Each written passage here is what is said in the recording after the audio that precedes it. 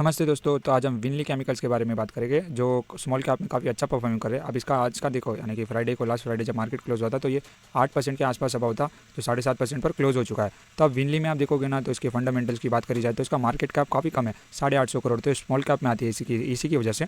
बाकी इसका आर देखो तो 21.55 है, 21% के आसपास का आर है।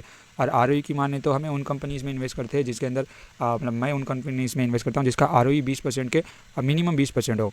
बाकी तो अगर 50% 30% हुआ तो काफ़ी अच्छा होता है, बट इसी कम बहुत कम कंपनीज़ मिलती हैं। बाकी इसका पी रेशो देखो तो 38 रुपीज़ का है, और ईपीएस भी 12% का, यानी कि एक शेयर्स के ऊपर आप 12 रुपये कमा सकते हो, यानी कि उसके हिसाब से अर्निंग पर शेयर्स। और अब बात करते हैं इसकी टेक्निकल्स की, तो मैं विनली इंडिया का ये है चार्ट। अब ये इसके डेली क्वार्टरली का चार्ट है। प्राइस ने अब क्वार्टरली के डिमांड जोन को हिट करा, जिसने काफ़ी अच्छे खासी रैली दी थी। ऑलमोस्ट स्टॉक्स को कितने रुपीज़ तक हाई करा था। ओह बाप रे, 255%, यानी कि 2.5 गुना प्राइस को अप लेकर गया था। अब ये क्वार्टरली के उसी डिमांड जोन में प्राइस आ चुकी है फिर से।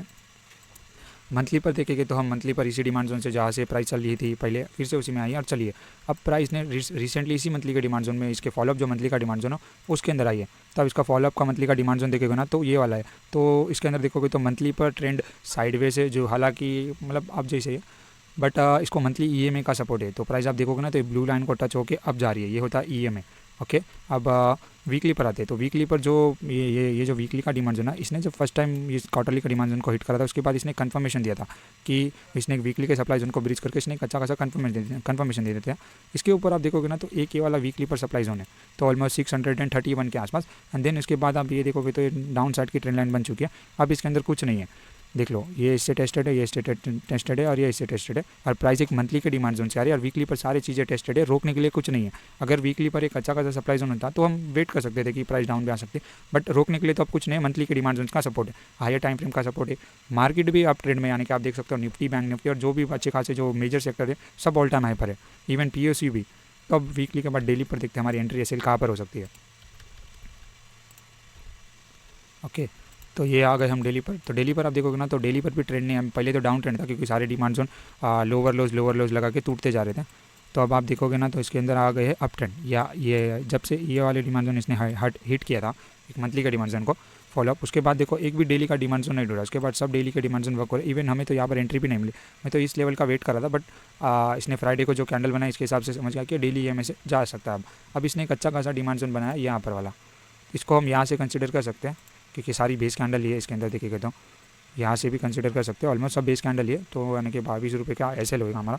तो परसेंट में अगर हम कैलकुलेट करें तो हमारे कैपिटल का ऑलमोस्ट 5% का हमें कैपिटल पर लॉस हो सकता है अगर हम इसके अंदर इन्वेस्ट करेंगे, तो अगर ये अग्रेसिवली लेंगे तो इवन मेरे हिसाब से इतनी बेस कैंडल वाले जोन में तो एंट्री यहाँ तक आ सकती है।